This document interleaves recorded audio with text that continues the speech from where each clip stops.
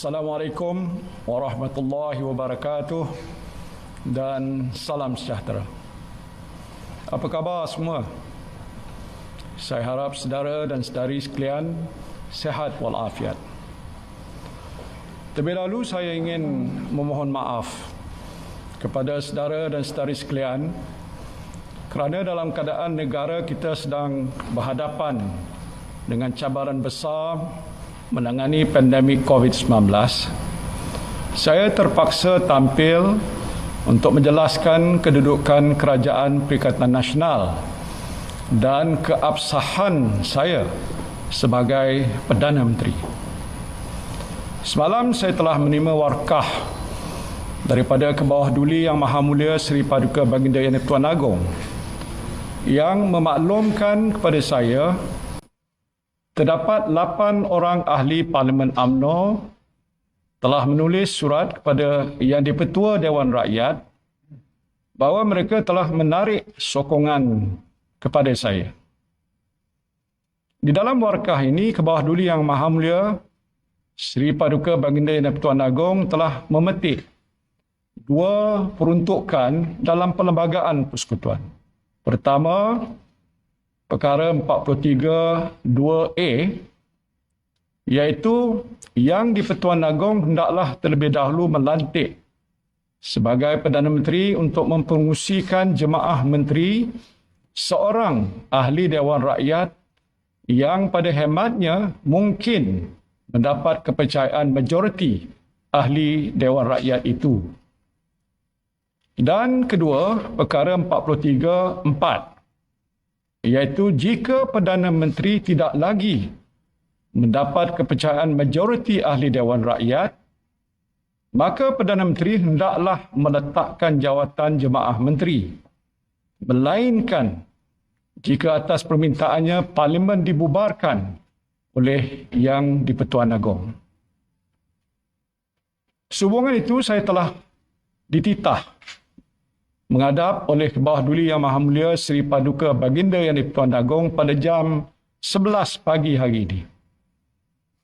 Dalam majlis menghadap pagi ini, saya telah menyembah maklum kepada Kebawah Duli Yang Maha Mulia Seri Paduka Baginda Yang di-Pertuan Agong bahawa saya telah menerima sejumlah surat akuan daripada ahli-ahli Dewan Rakyat yang meyakinkan saya bahawa saya masih mempunyai kepercayaan majoriti ahli Dewan Rakyat pada masa ini.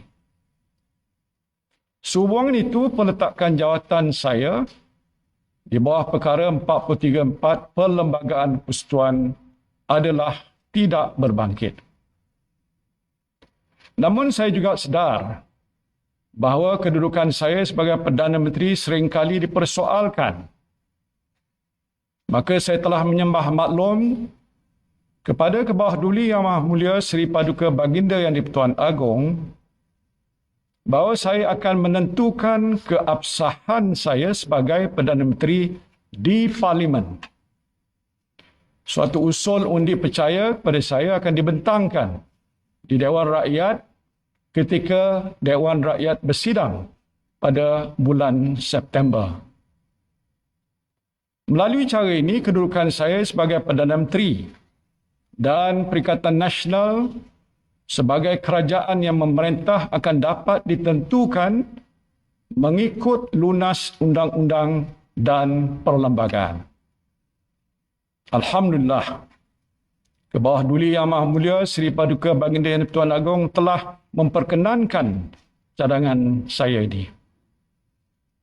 Sementara itu, jemaah menteri dan pentadbiran jentera pentadbiran kerajaan akan terus berfungsi untuk melaksanakan amanah dan tanggungjawab kepada rakyat dan negara, khususnya dalam menangani pandemik COVID-19. Saya akan memastikan program vaksinasi yang sedang berjalan pada masa ini tidak akan terganggu dan terus dilaksanakan mengikut jadual. Begitu juga bantuan-bantuan yang telah diumumkan oleh kerajaan akan dapat diterima oleh rakyat tanpa sebarang halangan. Saya menyeru pada semua penjawat awam, khususnya para frontliners, agar terus tabah melaksanakan tugas dan tanggungjawab anda tanpa terganggu dengan kamalat politik yang sengaja dicetuskan oleh pihak-pihak tertentu yang cuba menangguk di air yang keruh. Saya tahu bahawa mereka kurang senang dengan ketegasan saya untuk tidak melayan beberapa tuntutan mereka, termasuklah desakan supaya saya mencampuri urusan mahkamah untuk membebaskan beberapa individu yang sedang didakwa atas kesalahan jenayah. Saya juga telah dituduh menderhaka kepada raja.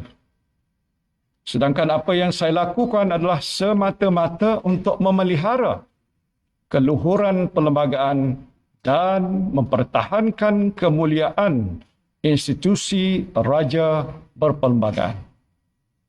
Saya tidak akan mengorbankan prinsip saya dan membelakangi sumpah jawatan saya untuk menunaikan segala kewajipan dengan jujur, menumpahkan taat setia kepada raja dan negara serta memelihara, melindungi dan mempertahankan perlembagaan.